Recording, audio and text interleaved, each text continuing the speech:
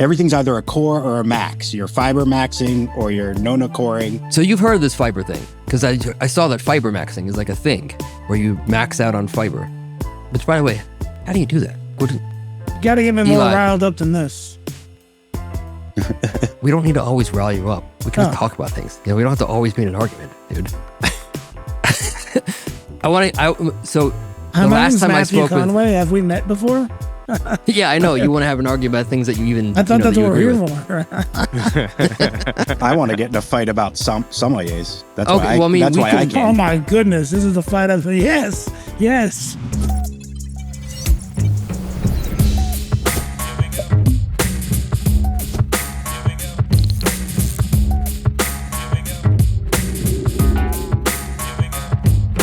Gentlemen, we're on.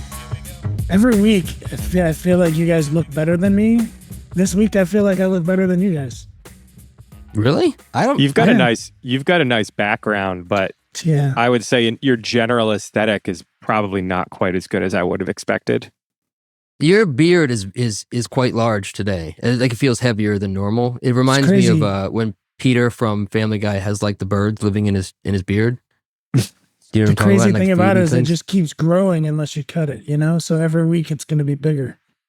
You definitely won the background. Yeah. Oh yeah, that is true. Yeah. Oh, by the way, what's the producer of that Saint Joseph that you sent me? Domaine Jean-Louis Chave.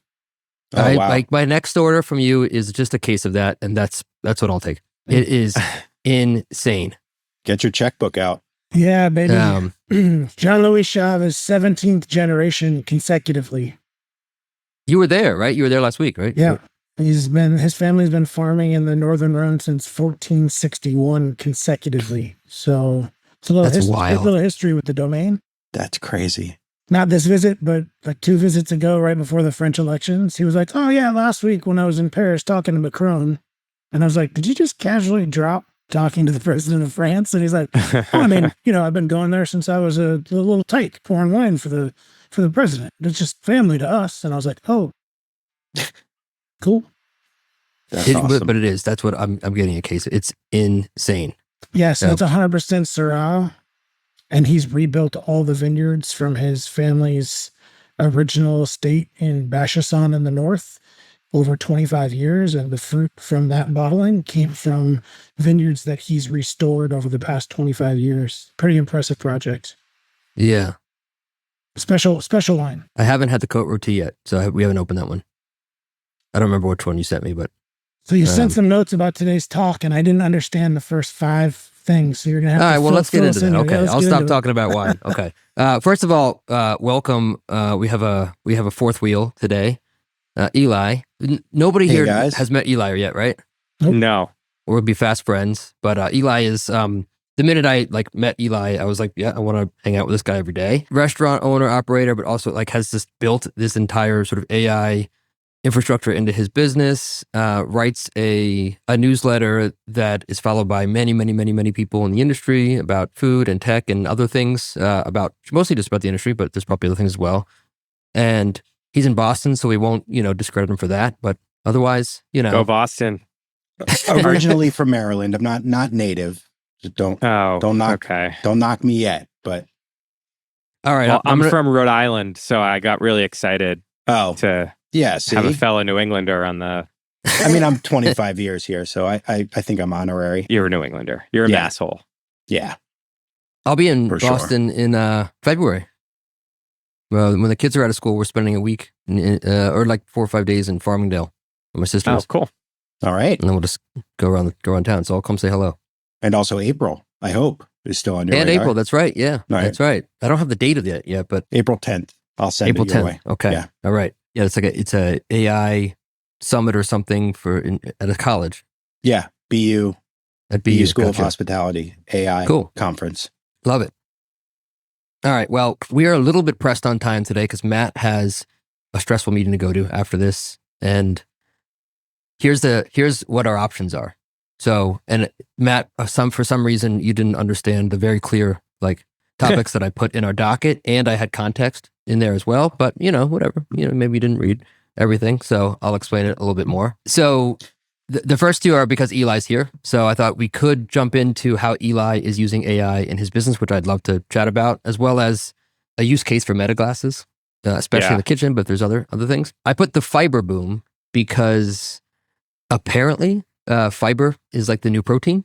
I don't know if we've heard this, but really? the new, like all of a sudden, it's not about how much protein you have, but how much fiber you have. We can get into some details of that. There's this thing I heard about called no nostalgia, which is also called grandma core, if I'm saying that right, which is basically like a reversion to restaurants doing like very, very, very simple, what your grandma made type food. Yeah. And I got some notes on that. The Noma pop-up in LA. What does that mean for pop-ups? I feel like pop-ups like should be a lot more than they are, but we could talk about that. Izakayas in New York, which is very specific to New York, so we might not go there. Real estate lawsuits, given what Matt might be jumping into and some fun that I've had there. I'm sure Eli and Mike probably have as well. I've got a couple ones there. Yeah, that sounds great. So those are so that's what we got. Like, and if I could narrow it down, and I'm going to drag this up, we got real estate lawsuits, Noma pop-up, no nostalgia, fiber boom, meta glasses, AI, and I'm going to let Eli, who's our special guest, pick the first one. I think we should start with the Noma pop-up. Okay. It's $1,500 a head, right? Yes. That's no joke. Brought to you by Resi. What does that mean, by the way? When they say when it's like brought to you by Resi, what is that like? Are they getting a piece of the pie? Like, what does that actually mean? I think they're funding the whole thing for the most part. Oh yeah. Amex is funding the whole thing. It's all part of the exclusivity. Take out your platinum card. So did they appreciate the profits as well? Or is it just like marketing for them? Just marketing, I believe. Wow. Yeah, they've been like, if you look at a lot of these sort of international and like the New York, London or New York, LA pop-up scene is mostly all Resi stuff. I had no idea. So yeah, like the Penny and Claude guys, when they went out there for something, it was, yeah. That's amazing. Wish that would... Matt, we need Resi to fund a tippling house pop-up in LA. Do you not have an Amex? Me? Yeah, I do. I have a business Amex. Yeah, you can go on there and there's a list of all types of global activities that you can engage in that they're just aligning themselves with for branding purposes. So they're just underwriting the costs so that their members have access to things, and the business, whether it's a concert or a restaurant, is the one who's taking the profits. And by aligning with a prestigious brand like Noma, it brings more clout to their name for you to want to be an Amex holder versus one of their competitors. They do it with everything. And do you have to have an Amex to go to the pop-up? Yeah, not only that, but oftentimes it's specific styles of Amex. For instance, Chubby Fish did an event last month and you had to have a specific type of Marriott Bonvoy Amex or whatever it was. There's several tiers, and it was only 2 of the 4 tiers that could gain you access. So they're driving you towards specific types of credit cards to be able to have access to certain functions. That makes sense. Marketing. I'm sure they make money in the long run from this. And I don't think Amex is struggling for cash. No, I mean, I think last year was the first year that restaurant spend crossed $100 billion for Amex. And I think they know where their bread is buttered, and they're leaning in. But do you really give a shit about a Noma pop-up in LA? I mean, it's better than flying to Mexico or Japan. It's easier to, Do you think the food's even remotely similar? I think it will be. Yeah, I mean, I regret that when Evan asked me to go to Mexico for the Noma pop-up, I didn't go. It was when my wife was pregnant, I think, with the first or second kid, and from what I heard, it's like it was just as good, if not better. I think it would still be really good. Isn't the whole? I mean, I have not been, but isn't the whole concept of Noma that you're eating the bounty from the garden? Like, how do you recreate that in Mexico or LA or Asia?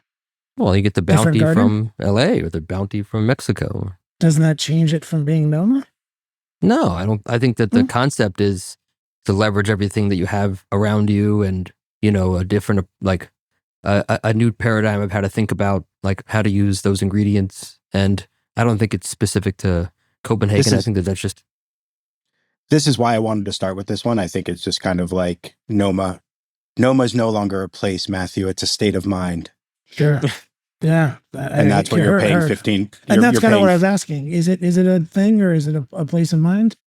Speaking of this, I got to eat out with the greatest eater outer of all time last week. I saw that in Paris. And that chef was a Noma alum.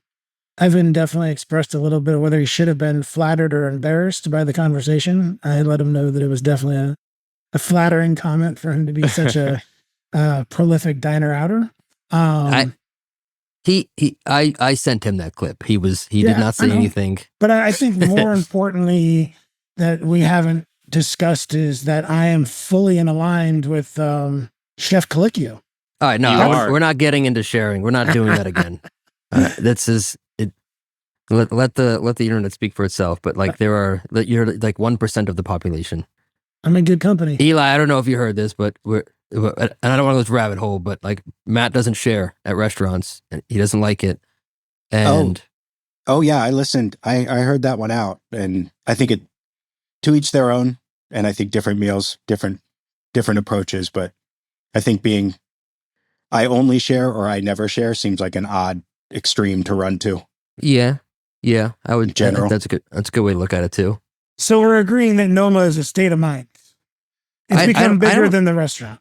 Does it matter who's cooking the food? I actually think I think that Noma is a concept, and I think it lends itself to not just being in one place and going to other places, because at some point you can only do so much with the ingredients in Copenhagen, and then they start to go to other places. I actually think that it's just a natural progression of how the concept evolves. So then does the chef have to be involved for it to be valid? Does the chef from Noma have to be a part of the pop-up, or can he just send his crew to execute and you're just fine with that as well? Well, I think that's inherent in anything. The chef is the curator, but he doesn't. If Renee wasn't there one day, I think it would still happen just as well. But he was the one that designed the concept. Yeah, I mean, do you think EMP is in the realm of idealism as Noma?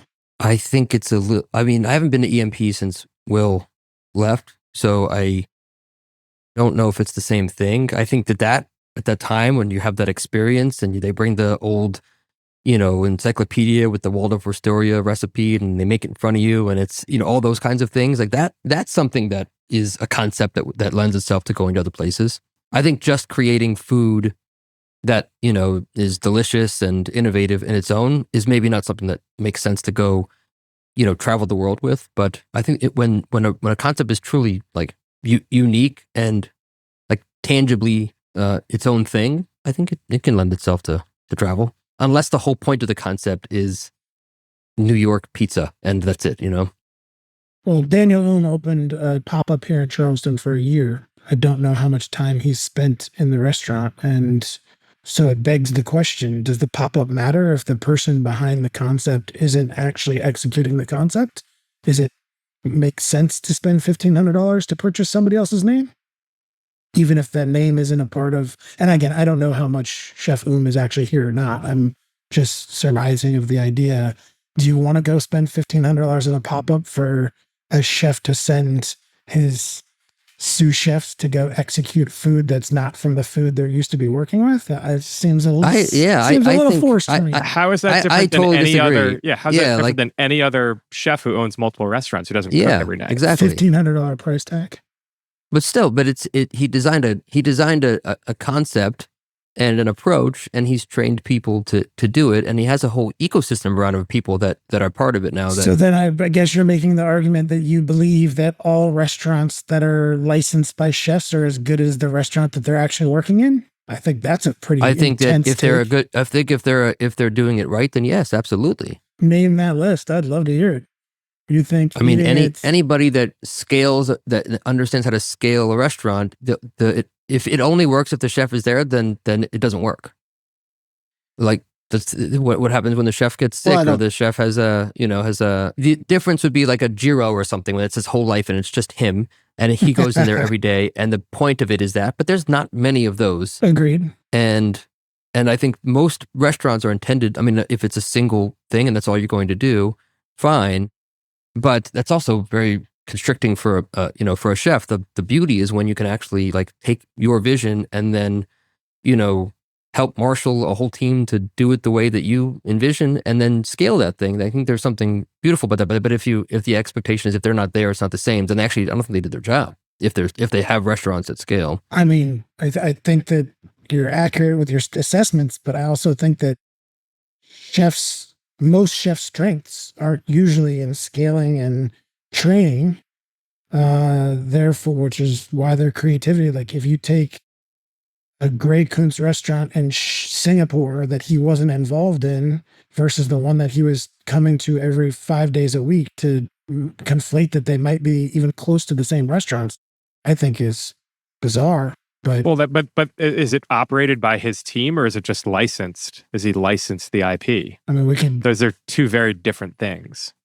I think a restaurant like Noma only has so much cavalry to be sending their team out there. So eventually they're outsourcing in Charleston here with whom he's definitely relying on local talent to produce food the caliber that he serves in New York City. And there's definitely been struggles trying. But is there someone from his management team overseeing the execution? Of course. But if there isn't, you don't have the team that has the skills to get the recipes executed properly. It doesn't matter how many generals you have watching. That's the whole point. It takes a team. It takes talent. I can say from my experience in restaurants, I don't ever believe that the restaurant that I worked in with my chef was as good when he was away. Ever. I don't think that's. But they scaled. I'm gonna let Eli chime in here because he has. I'd like to hear what he thinks. Yeah, I mean, so couple of things on this. I think of it a little more as like I got the chance to go see Hamilton in 2015, and Lin-Manuel Miranda wasn't performing that night. His understudy was. I had 10 seconds of like slight disappointment. And then it was like, no, you're still swept up in like what someone created. I think there's maybe an element of that that's relevant. I think the reason I wanted to start here though was like when I look over like the list of topics you put out, Josh, I think it speaks to like the tension in restaurants that's so wonderful. Like you've got the crazy exclusivity of the Noma pop-up directly underneath the rise of no nostalgia, which is kind of the opposite of a Noma pop-up in a lot of ways. Then you've got exclusivity versus walk-ins. You've got the grandiosity of restaurants versus the approachability of an izakaya.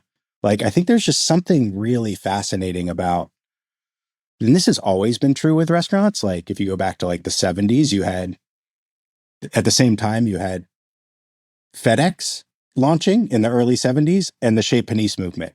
So get food from anywhere in the world in 24 hours, plus don't get anything from more than 10 miles away.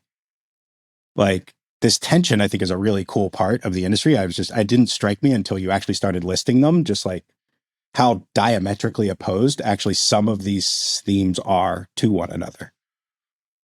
To me. There's a lot of people who like to eat out for a lot of different reasons. So there's always going to be a faction of people that want to order something in from a long ways away. And there's somebody who's going to want to support somebody who's only picking something out of their own backyard. I think it's also like any art has sort of like the high and the low. You think about fashion and there's haute couture, but that haute couture then downstream, if you watch Devil Wears Prada, you hear this, right?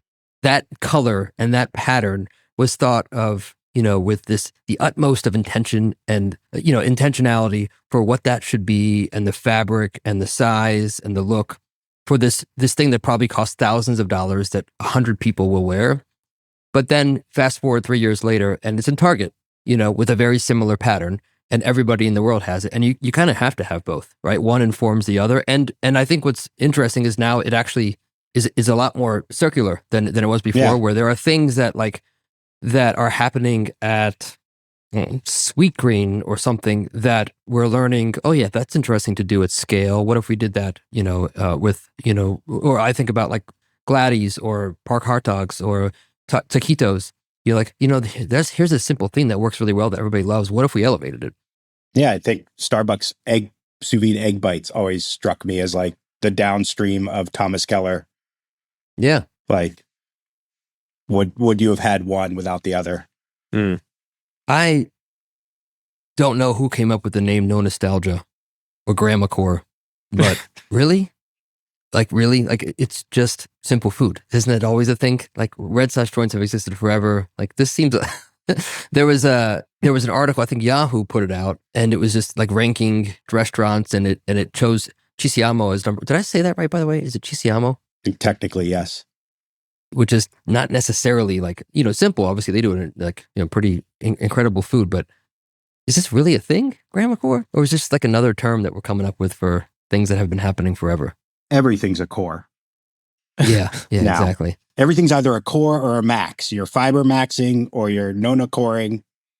So you've heard of this fiber thing, because I saw that fiber maxing is like a thing where you max out on fiber. Which, by the way, how do you do that? You got to get me more riled up than this. We don't need to always rile you up. We can just talk about things. We don't have to always be in an argument, dude. So the last time I spoke Conway, with... have we met before?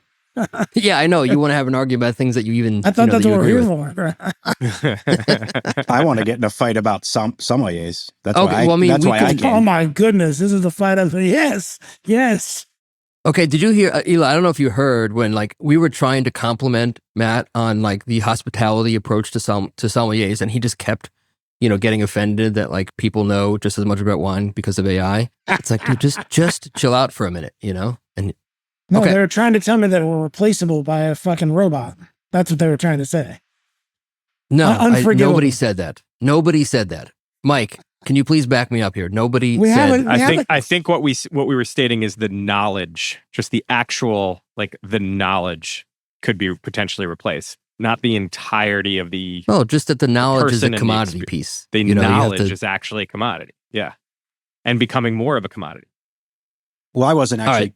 I wasn't going to get in a fight with Matthew about this. I think my fight was sort of with the whole group that I think that the rest of the world needs to start learning from sommeliers, because that's actually the skill set that's going to be valuable in the future, which is how do you contextualize something? How do you read a room? I just don't like that we're buttering up Matt right now. I agree with you a bit, but I'm not intending to butter up. Colicchio, I'm like stacking chips over here. You guys need to come with some Eli, serious game. Double click on that. What do you mean?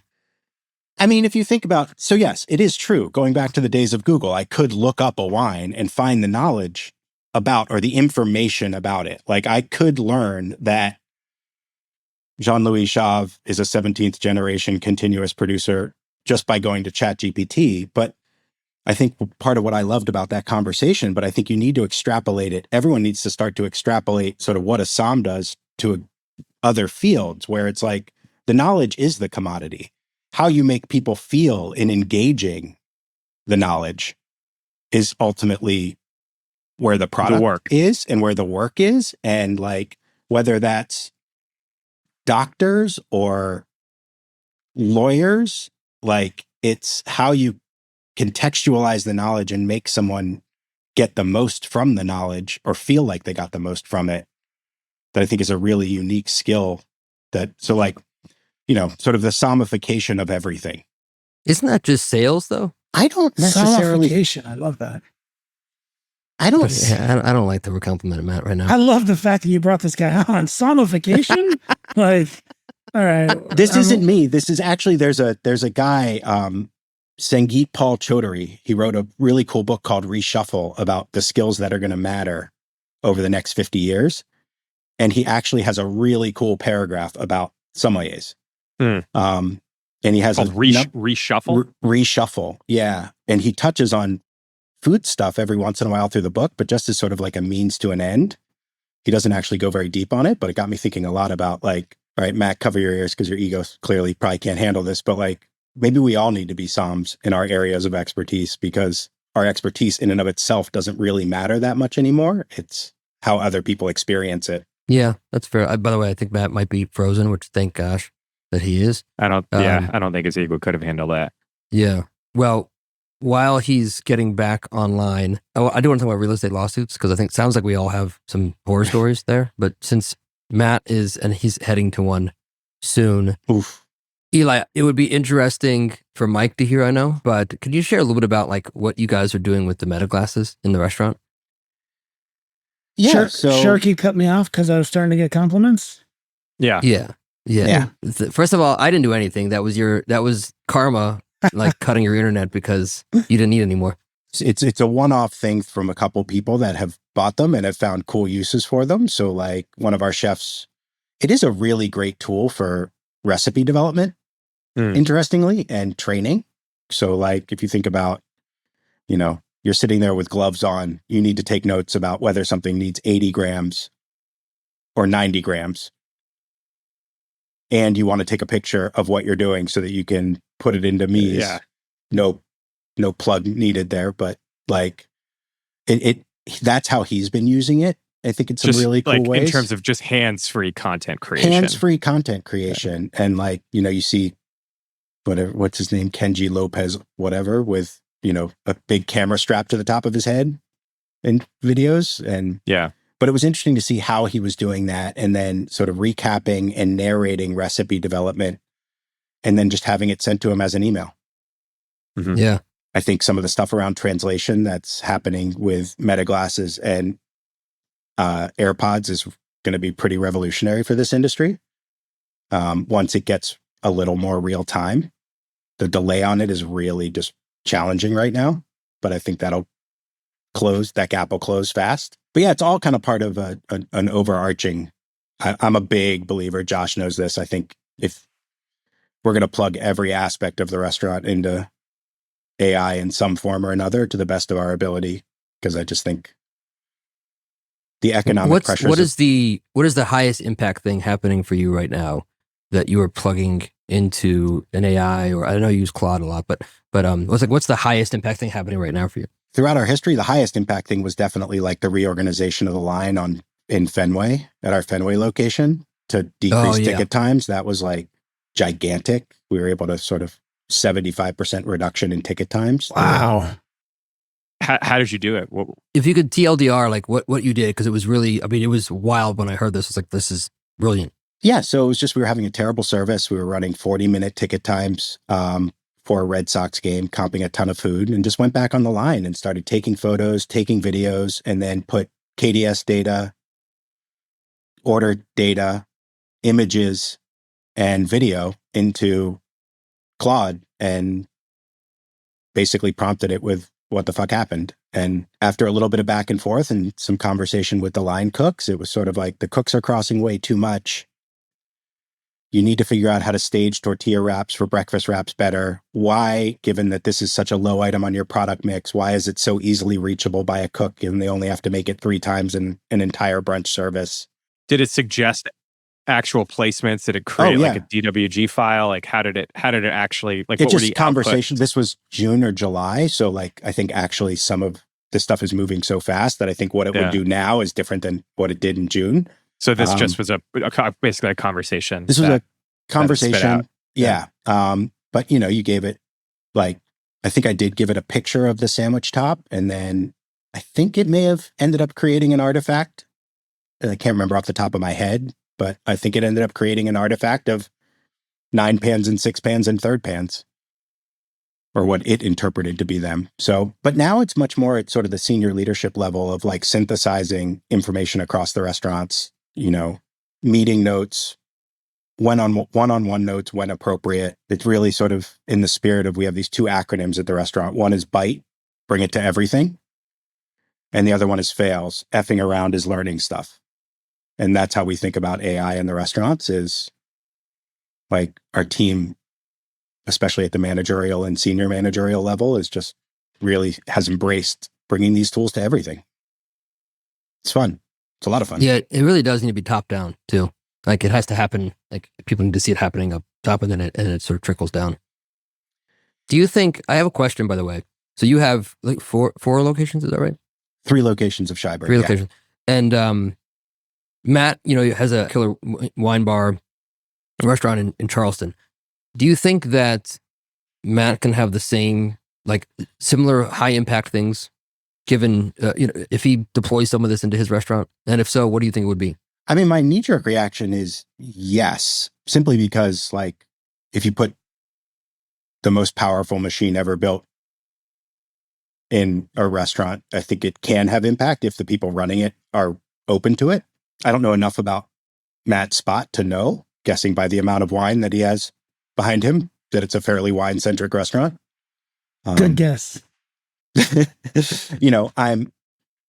I'm really fascinated within our restaurants, which are really like pretty casual spots, like how we use AI with a young staff that is so digitally native. How do we get them excited about wine and cocktails? They're digitally native and they consume less. So how do we start to get them interested in these things? You're talking from the consumer, not the employee, correct? I'm talking about the employee. You're talking about the employee. Okay. Yeah, because I think the consumer ends up being a little bit downstream from that a lot of the time. But figuring out, I think when any of us were coming up in this industry, it was like product, and then people, camaraderie, energy of working in restaurants. And I think it's just a little something different that's connecting with people now. And we haven't quite figured out what that is. And as an industry, and I think there's a role for AI in that. We use AI for wine education across a lot of different fronts. Like, would you say learning and development is sort of your primary use for it right now? And engagement? No, it's financial analyst. Okay. Like, yeah. I mean, I would say, my current sort of take on a lot of this stuff is like, how would this industry change if every restaurant could have a software engineer, a data analyst, and a data scientist, and a financial analyst for under $200 a month? And I think actually, if you frame it that way, and you actually go down that rabbit hole, you end up in like some pretty cool new places. Like, ask a really good engineer what they would do if every customer of Me's had had a software engineer in their restaurant. How would your engineering team interact differently with that restaurant, Josh? Yeah, it's funny because you inspired me to start. I talked to my engineering team about this, about thinking about a plugin ecosystem for what we're building, because of if more people are doing this. Matt is cringing right now because I think he needs to disagree with something. And I know he also has a hard stop soon. And I don't think he's using AI to solve legal problems. But do we want to get into some legal discussions here, or is it too early, too soon? You can lead the conversation any way you'd like. Okay, so let's do some war stories here of the worst legal battles we've been in, and we can focus on restaurants if we want. I'm not going to go first. I could, but I won't. So chime in, anybody, because Matt's jumping into one soon. I'm happy to take lead on this and I'll try to deliver it as quickly as possible. Are statute of limitations up for anybody that's gonna? Because I think mine is. We had a 10-year statute. Are you good there? I'm good. Yeah. Okay. Yeah, there was a settlement. I couldn't talk for a while. So I owned a handful of restaurants, and I started getting more interested in real estate. I had learned that my landlord at the first restaurant that I owned had refied like $4.5 million tax free out of the property that like I put my blood, sweat, and tears into and worked at 7 days a week. And I just got more curious about that business. And so I started hunting for buildings to potentially put a new restaurant in. Fell in and out of a handful of letters of intent, and then ended up contract to buy 2 properties that were just next to one another, corner in a neighborhood called Prospect Lefferts Gardens in Brooklyn. I raised money. It was my first experience of raising capital. Yeah, put together like a whole development model. I found a co-living company to become our master tenant in our apartments above, and was developing the restaurant below. It's just like a really, this is maybe about 10 years ago, is like my first like really big, meaningful, investable project, and worked really hard on it. I thought I had every single, rock I had overturned every rock. I had done all the diligence I needed to do, hired a general contractor, bought, all the appropriate insurances that we would have needed to develop, to make sure that we were covered. I lived not too far away, showing off the property to some family friends. And we were, going through the restaurant and showing them, what it was going to look like. And then we started touring the apartments above, and I noticed this like little spot of blood in the stairwell of one of the properties, and then just kept following it. And the spots of blood started getting more pronounced as I followed them more and more. Left one of the buildings, started going to the other building. The blood droplets just got bigger and bigger and bigger. And I was touring with property family friends. We eventually get to the top floor, and there was blood all over the walls. Like it was right next to and right near a table saw. So it was very clear like something happened with the table saw, and there was blood in a lot of places. And this was on like a weekend day. Oof. So I called the contractor. I was like, what the fuck happened? Like, what's going on? And he told me that someone injured their hand. They were fine. No big deal. A few months later, we were served, a lawsuit. And I got to learn all about how, slip and fall attorneys can evade the nuances of insurance. And turns out that our contractor was working under another contractor's license. That contractor had great insurance, but because of some loophole, they were also able to sue the property owner.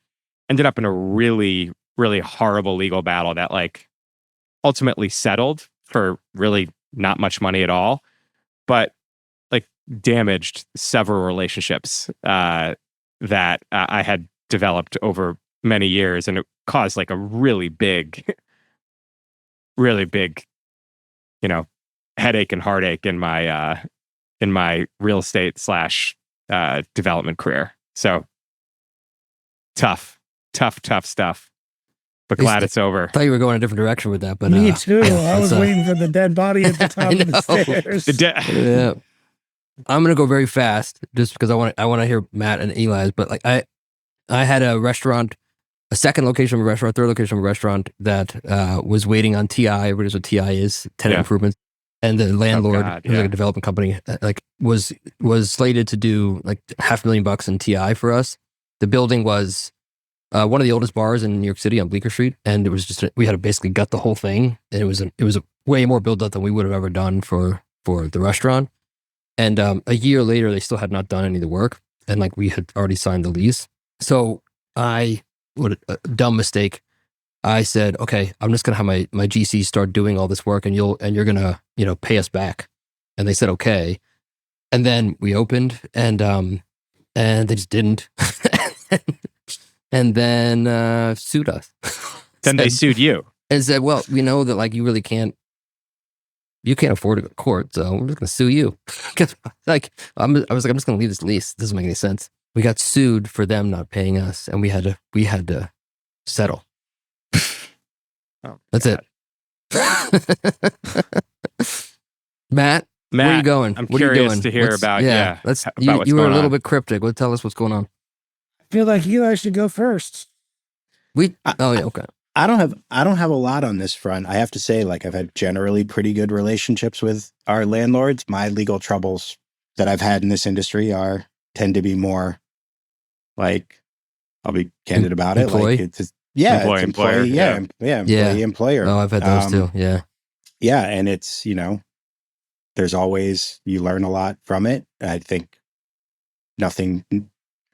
never sort of approaching any of this as a bad actor on our side, but that doesn't mean that what we intend and what people infer is not always going to be the same thing. And you live and you learn.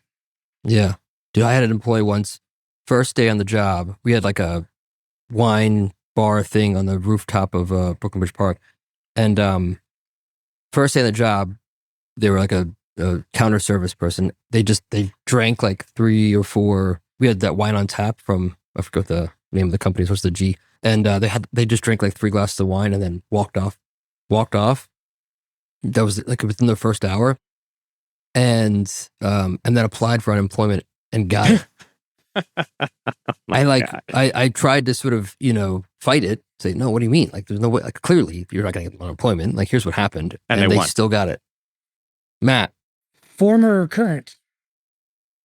Well, current. I mean, The thing that you're the former, I don't know. I don't really want to get, we can get to that one too if you want, but maybe the current one to start. The former one is probably the most heartbreaking thing ever in my life.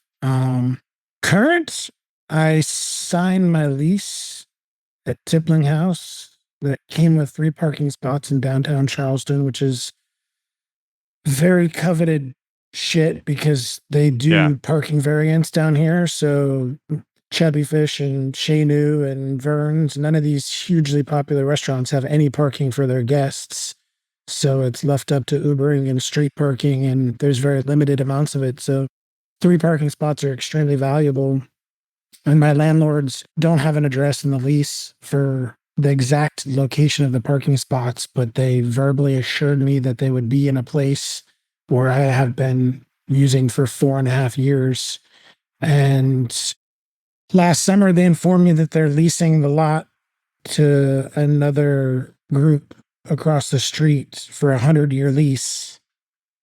I've never been able to see their lease, but they've had access to mine, and they gave me 48 hours notice to vacate my spots after the new year, and have put up paid parking and not allowed my staff or myself to use the lot since January 1st, even though my lease guarantees me 3 spaces. And they're claiming that their lease overrides mine. I've never seen it. Don't know what it says. Started on January 1st, 2026. I signed mine on August 1st, 2021. And they're playing we have more money than you. So we'll dry you up, buddy. That's where I'm at. So they're out there bulldozing my parking lot right now. That's the sound outside. You're going to fight it now? Or just today?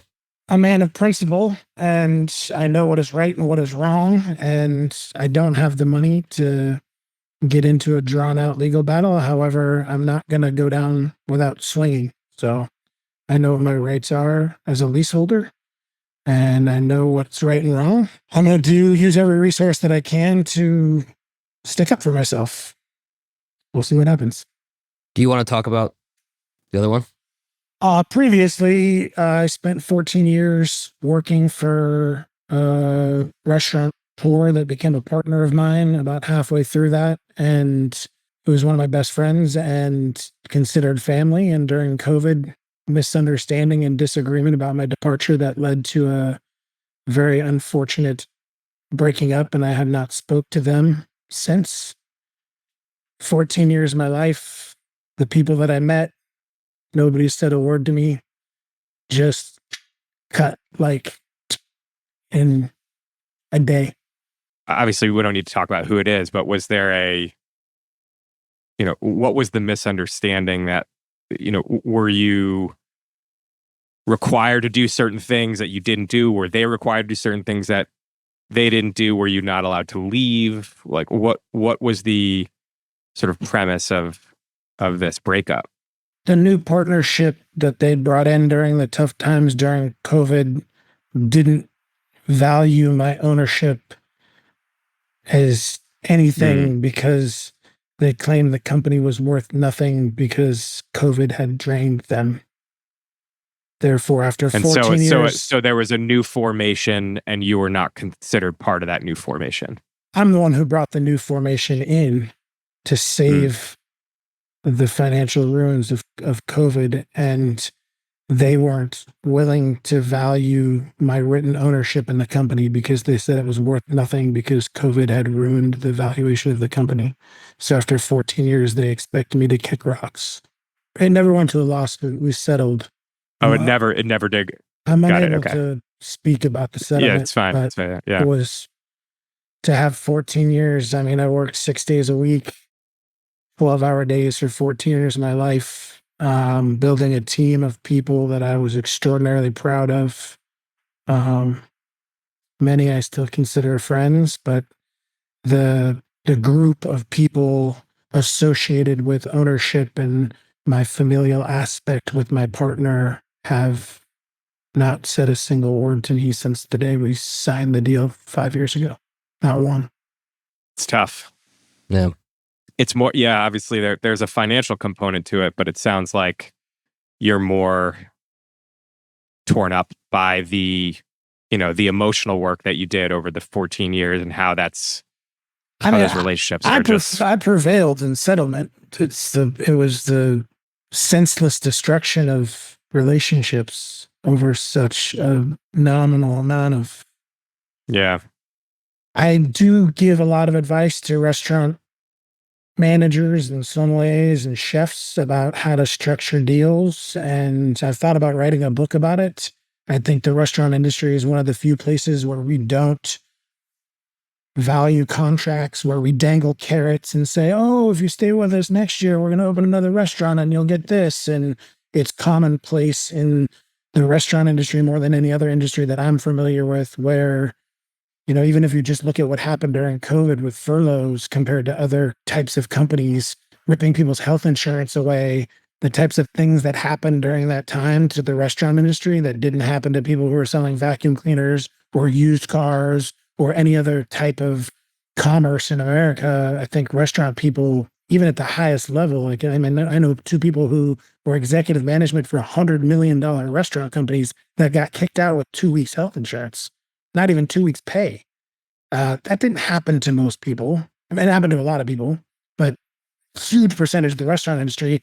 And I think that's why you see so many problems in the restaurant industry staffing wise post-COVID, because everybody got poked in the eye and said, why would I go back to that without more assurances? I learned a very tough lesson. I've learned to heal and forgive internally, even though I've had no discussions with the people that I was involved in the situation with. However, I've used it as an encouragement to try to help others have tough conversations with their bosses about how they can protect themselves from finding themselves in a similar situation of being left out to dry, I guess, for lack of a better term. It's tough in this industry to feel protected, and there's lots of ways that owners and operators can manipulate things so that they're getting the best. Oh yeah, you're going to get a promotion, you're going to get this. And I just think I like to use it as a positive way to help others avoid the situation that I got into. Yeah. Oh, I just think so many things can be traced back to like the precariousness of just COVID aside, but like the precariousness of the business model in general.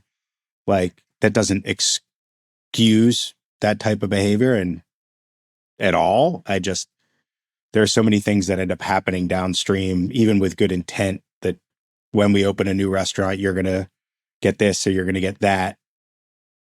Like, it's just until we can actually make this a model that works better, I worry that stuff's never going to go away. I mean, I agree with that. And from my standpoint, 14 years is a long time to do anything, especially in the restaurant industry. There's not many people who are partners for 14 years in the restaurant industry. It's, there's a lot of breakups. We've discussed people on this episode that have had major breakups, from EMP to other types of restaurants, where big partners split. It's very normal in the industry for people to grow apart. I just think there's a way that we can handle our industry better. And part of the reason why I didn't return to New York is because I was unwilling to return to the status quo. And I really thought that it was our opportunity to rewrite how we wanted to chart a new path for our industry. And when I first joined the Mies podcast with Sharky one-on-one 2 years ago, the conversation centered largely around how at the Tippling House, we gave our employees health insurance from day one. And honestly, I didn't know how we were going to make it early on because it's such a huge cost that we couldn't afford to give to my restaurant employees in New York because it would have put us under in the red. So we wanted to start by doing that, because if we couldn't make it that way, we were never going to be able to offer it later.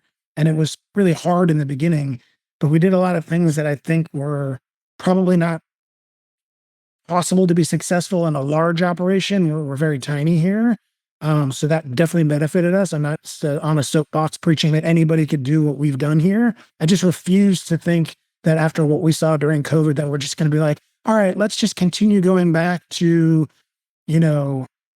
salaried employees that are working 70-hour work weeks, making less than $20 an hour in a city like New York City. Like, it's untenable for the future of the restaurant industry to continue with those blinders on. And you see more and more people trying to like push back against that and offering benefits and benefit package and what do they call mental health days and things that we didn't see pre-COVID. But a lot of it, I feel like, is just a front to attract employees or to make themselves look better. Like, what are you really doing for your employees internally? And I think a lot of the experiences that I have at restaurants across the nation and the country, in the world for that matter, but we've talked about this on previous episodes, where you see hot food coming before cold drinks and things like that, is because there's not the talent pool there, because the talent pool would rather sell vacuum cleaners because they know when the shit hits the fan, selling vacuum cleaners is a safer place for them to provide for their families than the restaurant industry. And that's an indictment on our industry. It needs to change. First off, that had to be, I know it was because we spoke about it a lot. It was an incredibly difficult thing for you to have to go through. And, not just the legal piece and the financial piece, but just the personal piece of that was, that was so much of your life for so long. Still is. If I steel man it for a minute, I think that the restaurant industry has such low margins that there isn't even like the infrastructure that they can have to consider doing this. Like, for example, these types of like contracts and having legal, like, build these contracts costs money that like restaurants usually, and by the way, this has nothing to do with your scenario, but like most often they don't have the dollars to do it. I mean, their EBITDA's just, the percentage is so small, they just don't have the dollars to do it. That's one piece that I feel like I'm always sensitive to, is like, people on my team that are in restaurants, like, I can't believe they wouldn't pay $99 a month to save da-da-da. I'm like, yeah, well, when you're worried about hitting payroll next week, and your back is against the wall, there's, it's a lot harder to make those decisions. But the other piece of it that you and I talked about too is like to change, to have a wholesale shift in how labor works in the restaurant industry. It actually can't happen one by one. You have to rip the entire org out and restart, because if you want to start paying benefits to some and other people aren't, then you have to change everybody. But then the economics don't work for that, because what the benefit is, and I think you've proven that it works, is you can have you can potentially have a much more reliable workforce that has a much higher retention rate. Retaining staff and training is one of the biggest costs in this industry. Yeah, of course. Yeah. But it's a risk that, like, in aggregate, like it seems much riskier to go that route, because everybody is already used to this other world. And unless you start from the very beginning that way and you give salary, sure, benefits, all those things, an actual like salary where it's like, hey, if you're overtime, that doesn't count. Then like starting from 0 to 1 is kind of the only way to do it. Otherwise, you have to just start. Starting from 0 to 1 doesn't make it any easier. It actually makes it harder. It was a much harder hurdle to get to the point where we could be successful because of that. And while I agree with some of your opinions or sentiment here, I would like to point out, exclude the Barks or the Press, my burrito restaurants, like QSR style, fast casual world. And let's just kind of shift into the fine dining world, where we know cooks and line cooks get paid grossly underpaid in many of our, most celebrated restaurants. How many of those chefs do you see flying to Aspen? How many of those chefs do you see hiring a photographer that could be tens of thousands of dollars for a weekend to get their photographs taken for their pieces out of their own pocket? So these same chefs that own apartments in New York City and take, livery services around town rather than even having an Uber, which I can, name dozens of restaurateurs that have empires that have private drivers, yet they're line cooks making $20 an hour and working in a city where, $5,000 a month take home is broke. Like if you can't even expect your line cook to be able to go have a meal on his day off because he can't afford that, but you can afford $10,000 worth of photographs because you think it's going to put you in a good position to be in a magazine or win a Beard Award or whatever, there's a disconnect there. and you can see on their social media and how they present themselves that they're taking care of themselves and their own interests. And they'll present it in the idea that, well, if we do well, then my staff does well. So it's imperative for me to have a $5,000 a month marketing team and pay for these expensive photography and all these other bells and whistles. But what about the guy that needs to be able to eat out on the weekend so he can eat at a place that's not yours so he can learn and grow? That's something that I think is a little twisted. But isn't that just capitalism? Isn't that just like a small microcosm of what our entire economic system is built on? Where, that underpaid cook or underpaid front of house team member is looking up to, that lifestyle and has, supposedly the opportunity to earn that lifestyle for themselves. It's not like a different, what you're saying, like none of it seems different than like what's happening in every industry in every corner of. So my disagreement to that is not every industry is called hospitality, and you cannot be hospitable to the people walking in your door if you can't be hospitable to the people that work on your team. And shallow capitalism is not an excuse to not be hospitable to the people. My biggest rule in every restaurant I ever worked at in New York City was that family meal had to be as good as the food that we served our guests. Because you can't serve your team shitty food and then expect them to go out and serve your guests with grace. You have to treat them as equals. You can't put up saffron chicken and rice every single day. It's not a recipe for success. And my restaurants were wildly successful from a service standpoint everywhere that I was. Hospitality is what changes your whole capitalism argument. What I think, although what he's saying about capitalism, though, is that the market always decides what works or what's not or what doesn't. So if you have two identical restaurants and one of them treats their employees this way and the other one decides to treat them that way, then the employees might decide, I don't want to work here anymore. I want to work here, because the market will sort of like derive where the value is for the employee, and you can choose to do it this way or choose to do it that way. And Mike, that's what I'm I think you're inferring from what you're saying, but that's correct. I do think we're in a fundamental change, though, that I think isn't talked about enough, which is we're an industry that generally employs younger people, generally speaking. Like when you look at the breakdown of restaurant employment, I think something like 60% are under the age of 35. Yeah. And then when you look at what's happening with youth unemployment and post-college unemployment, like what? Massive. This never worked. But now we're going to be, I'm writing something about this now. I was standing in the dining room of our South Boston location. There were 3 women sitting at a table. They all had tech company logo stickers on their laptops. And I walked over and I said hello. And I knew the company that they all had stickers for. And they were all on LinkedIn. Mm-hmm. And they were all on LinkedIn because they all just got laid off. And they were all early 20-something young women, one of whom, towards the end of the conversation, asked if we were hiring servers.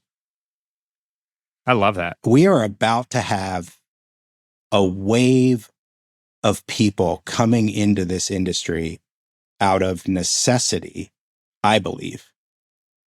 Unlike anything we've seen, at least since the Great Recession, probably even more than prior to that. And those jobs aren't coming back. And so the existential need to solve this problem, I think, is actually much more acute than it ever has been. But shouldn't the market solve it for itself if there's an undersupply of restaurant labor and there's about to be an oversupply of unemployment? Shouldn't those two things meet at some point? I think that they might, but I think that the casualty, and we didn't get to this one, the rise of the grandiose restaurants, the casualty will be the middle. The way that the market will solve for this, at least as I perceive it from a capitalism standpoint, is that it will be the homogenization of restaurants. You will just have a massive amount of private equity backed or publicly traded restaurants and everything in the middle. And then you will have major food group, which I think is essentially private equity backed, if not literally. You're just going to end up with this barbell with literally nothing in the center. And so I don't actually think the market will solve for this in a remotely healthy way, it will solve for it, absolutely, but it will solve for it through L. Catterton. And one thing that's great about the restaurant industry, I still to this day, is that, you know, anyone can start a restaurant, and that's for better or for worse.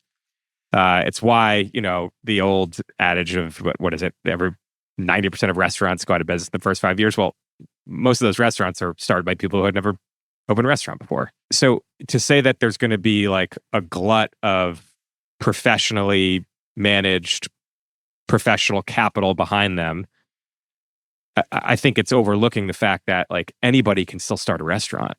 I don't believe that that's actually, I take your initial premise. I argue with your initial premise because I'm fighting for the same real estate as Adam Newman and Ron Shaik and Kava and Tate and Pura Vida, and they're going to pay $125 a square foot for a location in Harvard Square and not demand any TI because they're operating off a burn rate, and I'm operating off a cash flow.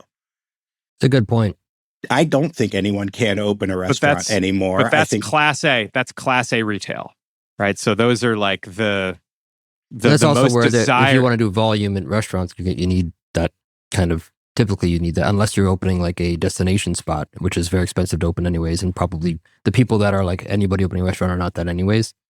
Yeah, and this shit is so complicated because what you're now arguing for, or what you're now saying, is something that is absolutely true about restaurants. But then you get to the gentrification conversation, and you're then pushing people out of neighborhoods because, like, we've been chasing cheap real estate in this industry for a long time.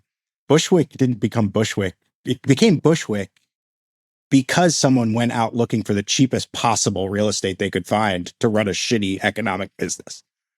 And you know, I think there is a world in which the deployment of this kind of like private equity type capital not only goes towards these very massive, you know, scaled restaurants, but you're already seeing it happen where they're deploying it towards the smaller guys because, you know, there's something unique there, and they do have a way to like build efficiencies so that like the person that's going to open 1, 2, 3 will still have a profitable restaurant, and they're just doing that en masse and looking for, okay, who are the 50 to 70, you know, really really talented folks that we're going to go fund to go to go build these restaurants so that we can, you know, have economy of scale and things like that. So I do think that there's an opportunity for that. I am wildly optimistic about our industry right now. Don't mistake what I'm saying. I'm wildly optimistic about it because I think in aggregate, we occupy so much of gross domestic product, so much of real estate. 1 in 5 leases in 2023 was of food use in urban areas. 1 in 10 people works in the industry. And I think we're going to get to like 15, almost 14% of GDP through the restaurant footprint. So like restaurant sales plus employment dollars plus supply chain plus real estate, like when you actually put the multiplier in, and that's second only to healthcare. Like individually. That's an analogy right there that just absolutely fucking makes my spine crawl. The fact that we're going to compare ourselves to the healthcare complex, and that we're going to the site that we're going to make sure that the line level employees are be taken care of because they're owned by private equity companies. If we've learned anything, the bigger the company that owns the entity, the more the little guy gets screwed. That has been a problem with our industry for decades. If we can't take care of the little guy, we don't deserve taking care of the people walking in the door. I'll die on that hill. My restaurant may eventually close because of it, or I may have to sell to somebody that's got deep pockets. But looking at GDP and percentage of whatever is adjacent to the healthcare complex is just, to me, saying that we're going to rely on the uber wealthy and billionaires to take over our industry and make sure that we're getting a little bit more of a piece of pie that doesn't trickle down. And for me, that's the failure of ideas, personally. So, I mean, to push back on that, he was just talking about the scale of the. I wasn't looking at it as the model. I don't think he was. But even that, we started this conversation with Amex is funding 100% of of Noma to do a pop-up. Great point. And and Noma is really the tip of the iceberg. Like if it works both ways, where private equity sees that there is they're able to underwrite funding 70, 80 of these, like 100 of these really talented people, because now they know they have that reliability of that quality, and then they can do that at scale. Then it works both ways. They're getting value from the chef or the operator in the same way. So I think that there's that valid point. I think there's a world where it can be. And I do take Eli's point as accurate. I think what he's saying is true. I just, with the conversation that I started, was about taking care of the people on your team in the same hospitable ways you take care of your guests, and that shifted into kind of expansion and private equity, whatever. And I just think it's a slippery slope.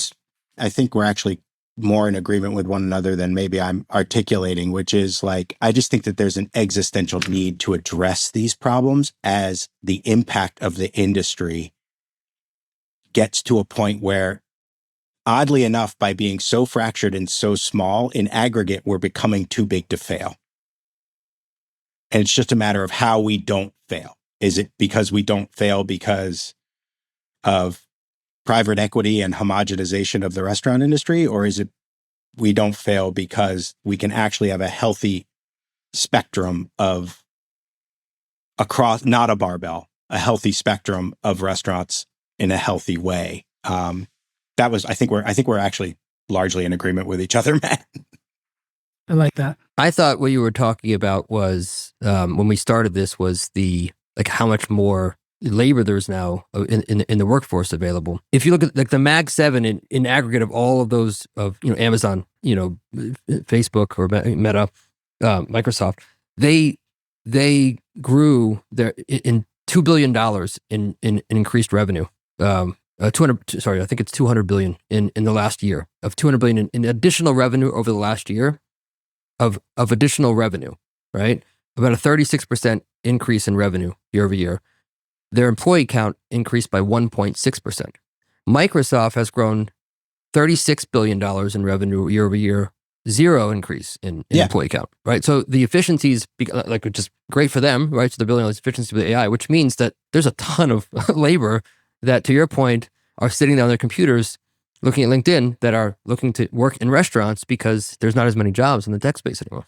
Well, and that is what I'm saying. I think that there will be access to a much broader pool of talent, but there also has to be a sustainable living within it. And I don't think the market solves for that on its own. I don't know exactly how we solve for that, but I believe we're heading towards a world where, restaurants and the hospitality industry probably is 15 to 20% of overall employment in this country. And that's just a radically different, the way we have to think about these jobs as we look to receive all of these people, I think is just going to be really, really different. I think it's a lot more akin to like the armed services. Is your concern that there's going to be a glut of labor that comes into this industry, but just they're not able to be paid a living wage? Is that ultimately what you're saying? My concern is that the weight of employment that we're going to have to carry in this industry as other industries get displaced cannot be reconciled with the lack of profitability and the margins of the industry. And how do we solve that? Well, this doesn't sound like the voice of someone who's wildly Matt's optimistic. Matt's going to start charging more for his wine. It's going to be through taking price, right? Or I think, or subsidies. I mean, right? I think somebody who does it well, from my vantage point, which again, I'm not inside the company, but Bobby Stuckey and his crew in Colorado and their slew of restaurants, I think does a good job of taking care of their employees in a way that I think other major restaurant groups don't or aspire to. And I'm not a big speech watcher, but I watched his Beard Award speech last year, and he kind of addresses what you're talking about if you're a single mother that's looking for a side paycheck, we have a space for you. If you're a, whatever. And he kind of talks about how he's going to attract those types of people and assimilate them and train them and give them the tools to be a part of what makes our industry special. I think if we had more people that were had that type of view on what it takes to actually bring people in and invest in them so that they can maybe not even stay in your own company, then it would kind of weed out some of the extra labor force that you're talking about that might not actually want to do the work. They just want a paycheck. They might actually not want to invest in a new skill. They just want a quick buck. And I think if there were more operators that wanted to attract and train those types of people, it would kind of solve a little bit of that problem of too many people. Theoretically. Matt, I think what needs to happen is that there's a lot of people like you that have been burned, right? Where you saw what it looks like when it doesn't work well, when it hurts the employee. There are a lot of people that are doing this, right? Stucky's one, but you got a Lanchai, Arshov and Tracy everybody's trying to do this, right? But you need more scale, right? Like Arshov and Tracy need 50 restaurants so that they can have an impact. I think one of the things that I believe, and I've seen this just as a chef, restaurant owner, and then now doing this, is like there has always been this sort of reticence of, well, a couple is okay, but like if you start getting too big, then it's too corporate. But it's hard to do it well, to scale and also maintain your vision and all the attention and things like that. But if we want to have impact, you need 50 more places, because what you're doing is great for your team. Right. Can you do that for like more of Charleston? Can you do that for more of the state? You know what I mean? Right. And because more people like you need to do it. And how do you get way more of those, way more locations so that you can actually have an impact on more of your team? I have to go to my meeting. I'm going to start a GoFundMe page, and you guys can all start by donating $5 today. And maybe by the end of the week, I'll have enough for my second burrito shop. There you All go. right. All right, it was fun, the guys. Eli, you subsidies were route. great. I appreciate you guys very much. I just got to run to this meeting. Yeah. We'll see you, Matt. Mike, I don't know if we're still continuing, but I don't know if I do think that there are alternatives to just subsidies or price. I think those are going to be maybe part of the equation, but I'm trying to run restaurants in Boston, and like the regulatory environment, and I live in Massachusetts. I'm a blue person. Yeah. I belong here. That being said, the regulatory environment and the costs that it imposes is a big part of the equation. And like the rising cost of electricity as we sort of start to build data centers like they're going out of style, or try to, like, that's going to impact restaurants. Is there something from a regulatory standpoint in the other direction that could subsidize? I think that we need to have more creative conversations about how to address this, in my opinion, than just raising price, because that is the barbell. You're just making restaurants inaccessible to the wide array of people, and you end up in sort of a sci-fi dystopia at some point. I look at this in maybe two different lenses, and one is Sharky and I talked about the first time we did a podcast, the corner between a restaurant truly is like sitting on the corner of art and commerce, right? And so much of a restaurant is innovation and creative process, and it's a self-expression of someone, of a chef or an owner operator who's trying to develop an experience. That's like one part of a restaurant, or what the restaurant business holds. The other part is just pure commerce. And if we think about, as a private equity firm backs a 12-unit group to become a 30-unit, to become a 50-unit group, in theory, each time a new unit opens, it's taking of a professionally backed or with professional capital behind it. It takes away, the smaller kind of mom and pop trying to fight. But ultimately, I go back to, isn't that just capitalism? Like, isn't that just part of the unfortunate reality of our economic system? And in order to protect the smaller guy, like, there actually would need to be regulation that comes in and helps a smaller mom and pop industry perform and provide for its employees. I agree. I do believe that this is just a downstream impact of capitalism. Yeah. I think the thing that changes to me a little bit here is we have a lot of models around the world of what happens when you have rampant youth unemployment. The Middle East being one place in particular, but there's plenty of places that have had rampant youth unemployment and nothing good comes of that. And so we are in a fundamentally different place where the nature of work is changing. Yeah. So at some level, I know it's probably a big empty statement to say, but like the nature of capitalism probably needs to change a little bit too, or else I think you're in for a world of hurt, because young people can't become as disillusioned as they're likely to become when you read what's happening on the other end of this youth unemployment. I don't disagree. I think that there's two conversations there. There's the youth unemployment, and then there's the restaurant problem. And I'm not quite sure, small mom and pop businesses not being able to perform or not being able to survive feeds the youth unemployment problem. I think youth unemployment can still, new restaurants are still opening, which provide opportunities for people to work at. It's just like maybe not the ideal makeup of restaurant.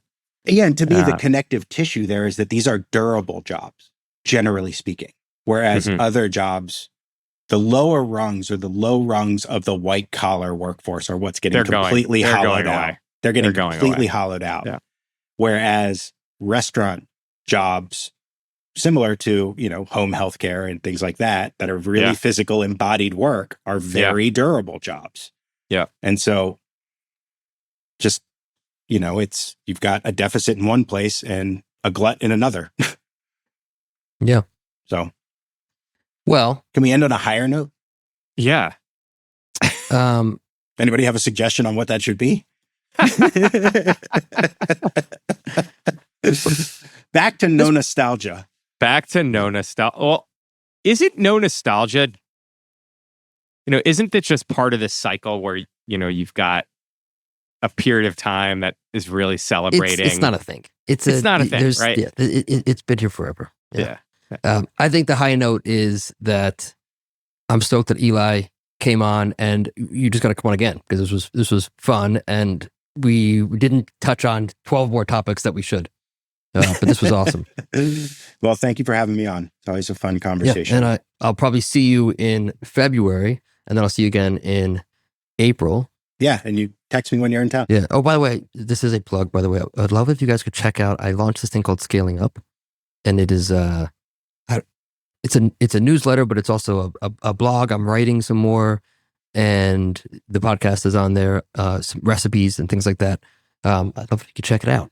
And Hell yeah. I'll add you to the Scaling Up. I'll add you to the newsletter. I think we're launching our first one next week, and you will all be on it as well as we talk about things like this. We pull things from the shows we're having as well for like excerpts and things, but I'm excited about it. So I'd love if you could check it out. If it's even 1/100th of as good as the things that Eli are writing, then I will be a happy man.